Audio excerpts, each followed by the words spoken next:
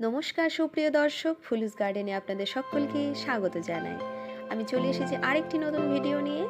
এটি হলো একটি গন্ধরাজ লেবু গাছ। তো এটিই আমি রিপোর্টিং করব। এটি অনেক ছোট্ট একটি টবের মধ্যে রয়েছে, আর কত ছোট্ট এই টবটি তা আপনারা নিশ্চয়ই দেখতে পাচ্ছেন। তো এত ছোট টবে হলেও ইনি কিন্তু বেশ কয়েকটি লেবু দিয়েছে। তো যাই হোক, আজকে এনাকে আমি রিপোর্টিং করব।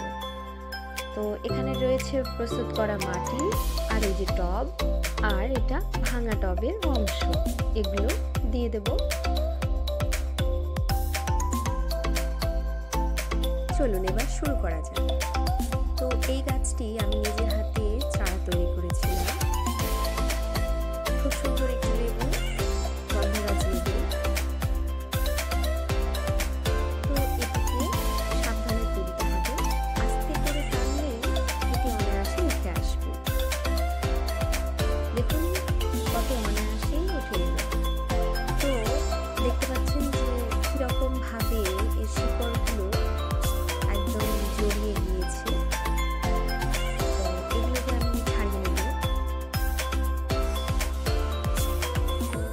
দেখতেই পাচ্ছেন আপনারা যে কিভাবে শিকড়গুলোর অবস্থা কি হয়েছে।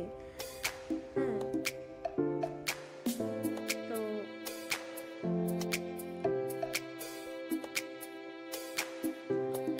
আমি এবার ছাড়িয়ে নেব এই মাটিগুলো।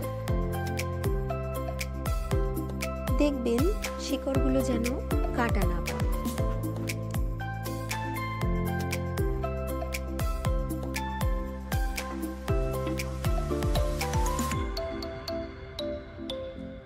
তো গাছের গোড়ার কিছুটা দূরত্ব রেখে তারপরে মাটিটা কাটবেন।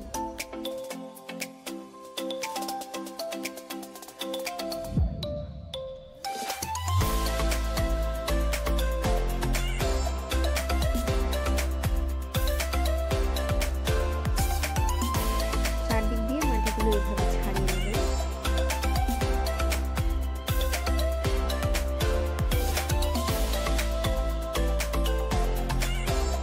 দেখুন আমার মাটিগুলো ছাড়ানো হয়ে গেছে, আর এই যে শিকড়গুলো দেখছেন এটা খানিকটা কাটা হয়েছে। যদিও এটা কোনো কিছু যায় আসবে না এতে, কেননা এটি ছোট গাছ তো, তাই কোনো প্রভাব পড়বে না।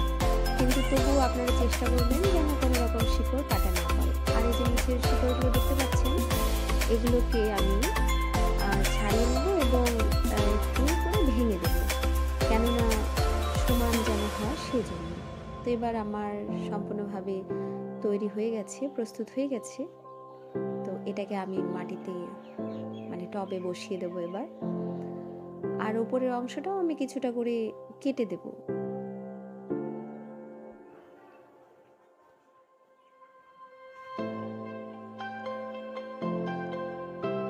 আস্তে করে করবেন এই কাজটি, কেননা এখানে গোড়া রয়েছে তো গাছের, তো গোড়াতে কোনো রকম আঘাত লাগলে তো ক্ষতি হতে পারে গাছটি।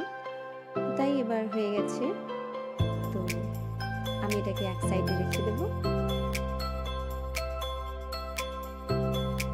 এবার আমার রেডি করে রাখা টবটাতে আমি মাটি ভরে দেব।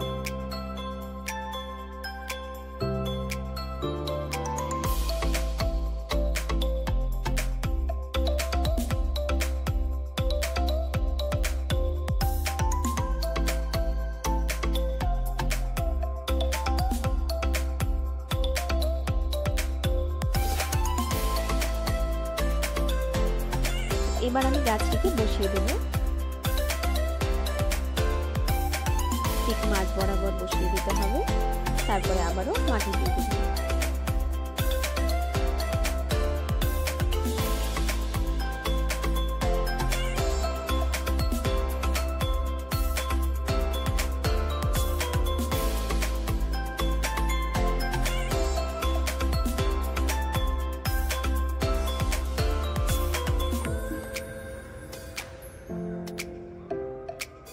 এবার মাটিটাকে চেপে চেপে বসিয়ে দিয়ে আমি জল দিয়ে দেবো এতে। তো হয়ে গেল আমার রিপোর্টিং কমপ্লিট।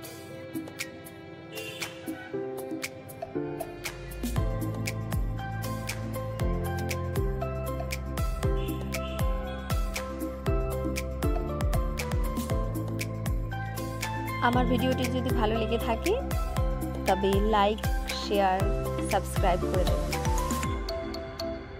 ধন্যবাদ।